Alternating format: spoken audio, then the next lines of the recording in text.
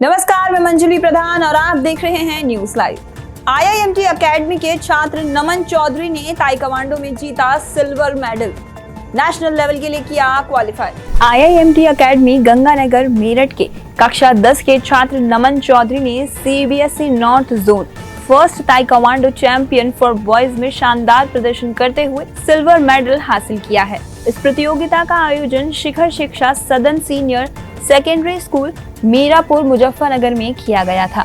प्रतियोगिता में आयु वर्ग सीमा 17 और भार वर्ग 51 से 55 किलो के नमन ने सिल्वर मेडल प्राप्त करने के साथ ही नेशनल लेवल के लिए क्वालिफाई कर लिया है।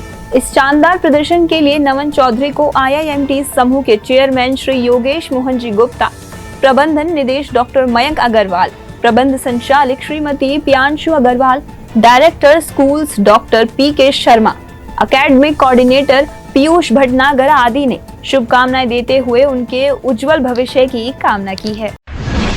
जिलाधिकारी ने सीएचसी, पीएचसी में साफ सफाई और मरीजों से अच्छे व्यवहार के दिए निर्देश, लापरवाही पर कार्रवाई की चेतावनी। जिलाधिकारी डॉक्टर वी.के. सिंह ने विकास भवन मेरठ में आयोजित जिला स्वास्थ्य समिति की शासी निकाय की बैठक में स्वास्थ्य कार्यों की समीक्षा की और सीएचसी, पीएचसी में साफ सफाई, मरीजों के लिए बेहतर उपचार और उनके साथ अच्छे व्यवहार के निर्देश दिए हैं। जिलाधिकारी ने यह भी कहा कि डॉक्टर ड्यूटी के अनुसार उपलब्ध रहें और मरीजों को बिना उचित कारण प्राइवेट अस्पताल में न रेफर करें।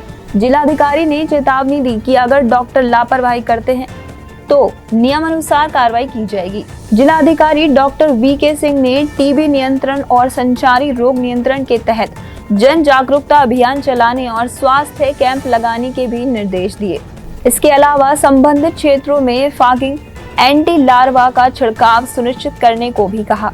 इस अवसर पर CDO Nupur Goyal, CMO doctor Ashok Kataria, जिला क्षय रोग अधिकारी, एससीएमओ, एमओआईसी, सीडीपीओ सहित संबंधित अधिकारी उपस्थित रहे। बिहार में वोटर लिस्ट जारी, सभी राजनीतिक दलों को दी जाएगी कॉपी, महागठबंधन ने उठाए सवाल। बिहार में आगामी विधानसभा चुनाव को लेकर निर्वाचन आयोग ने राज्य की प्रारूप मतदाता सूची प्रकाशित कर दी है। मुख्य निर्वाचन आयुक्त ज्ञानेश कुमार ने कहा कि बिहार के सभी 48 जिलों में वोटर लिस्ट की डिजिटल और भौतिक कॉपी संबंधित जिला निर्वाचन पदाधिकारी द्वारा सभी मान्यता प्राप्त राजनीतिक दलों को उपलब्ध कराई जाएगी। इसके साथ ही राज्य के मुख्य निर्वाचन पदाधिकारी और 243 निर्वाचन निबंधन पदाधिकारी आज से 1 सितंबर तक आम लोगों और राजनीतिक दलों से दावे व आपत्तियां स्वीकार करेंगे। अगर किसी मतदाता का नाम लिस्ट में नहीं है या गलत है तो वह निर्धारित अवधि में आवेदन कर सकता है। वहीं महागठबंधन का कहना है कि निर्वाचन आयोग को नए बने बूथों की विस्तृत जानकारी, सीरियल नंबर और दर्ज मतदाताओं की संख्या सार्वजनिक करनी चाहिए। अमेरिका ने भारत समेत सभी देशों पर फिलहाल टाला टैरिफ, अब 7 अगस्त से होगा लागू।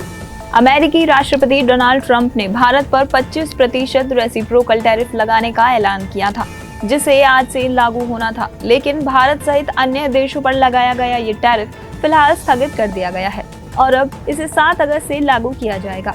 दरअसल राष्ट्रपति ट्रंप ने कई देशों पर 10% से लेकर 41% तक रेसिप्रोकल टैरिफ लगाने के आदेश दिए हैं, लेकिन पाकिस्तान पर टैरिफ घटाकर 19% कर दिया गया है।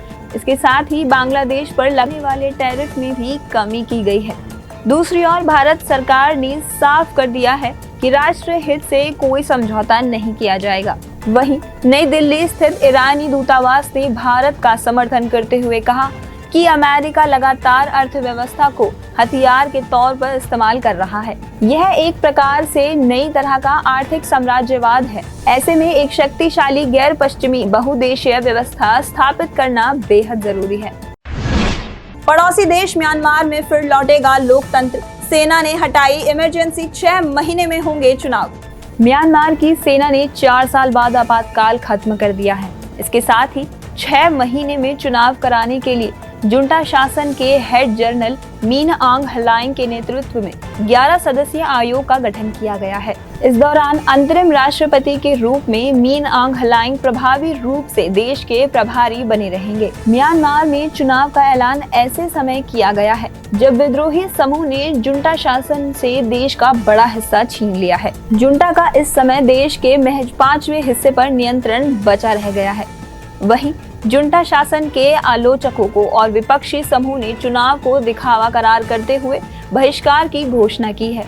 माना जा रहा है कि चुनाव के बाद भी हलाइंग राष्ट्र अध्यक्ष या सशस्त्र बलों के प्रमुख रूप में सत्ता के सर्वेसर्वा बने रहेंगे। अमेरिकी टैरिफ की चिंता के बीच लाल निशान पर खुला शेयर बाजार, सेंसेक्स और निफ्टी लुढ़के। अमेरिकी राष्ट्रपति डोनाल्ड ट्रंप की ओर से भारत पर लगाए गए 25% रेसिप्रोकल टैरिफ की चिंताओं के बीच घरेलू शेयर बाजार में गिरावट रही। आज शेयर बाजार लाल निशान पर खुला और शुरुआती कारोबार में सेंसेक्स 111.17 अंक गिरकर 81,074.41 अंक के लेवल पर आ गया, जबकि निफ्टी 33.45 अंक गिरकर 24,734.90 अंक के लेवल पर पहुंच गया। इस बीच अमेरिकी डॉलर के मुकाबले रुपए 12 पैसे बढ़कर 87.53 पर खुला। वहीं एशिया बाजारों में जापान का निक्केई 225 अंक लुढ़क गया तो साउथ कोरिया का कोस्पी 3.2% नीचे गिर गया। सराफा बाजार में सस्ता हुआ सोना, चांदी की भी चमक हुई फीकी। घरेलू सराफा बाजार में सोने चांदी के भाव में गिरावट का रुख रहा। देश के विभिन्न सराफा बाजारों में सोना 420 रुपए से 470 रुपए प्रति 10 ग्राम तक सस्ता हो गया। इसी तरह चांदी के भाव में 2,200 रुपए प्रति किलोग्राम तक की गिरावट आई। कीमतों में कमी के बाद 24 कैरेट सोना 1,20,000 रुपए से लेकर 1,170 रुपए प्रति 10 ग्राम के लेवल पर कारोबार करता रहा। इसके साथ ही चांदी के भाव में कमी आने के बाद ये चमकीली धातु 1,14,900 रुपए प्रति किलोग्राम के लेवल पर आ गई। वहीं आधिकारिक वेबसाइट iBajarRates.com के अनुसार 999 शुद्धता के सोने का भाव 97,971 रुपए प्रति 10 ग्राम और 995 शुद्धता के सोने का रेट 97,079 रुपए प्रति 10 ग्राम रहा। इसके अलावा 999 शुद्धता की चांदी का भाव 1,09,810 रुपए प्रति किलोग्राम दर्ज किया गया। आज के लिए बस इतना ही। कल फिर मिलेंगे देश दुनिया की नई जानकारियों के साथ। तब तक के लिए देखते रहिए और सब्सक्राइब करिए IIMT मीडिया।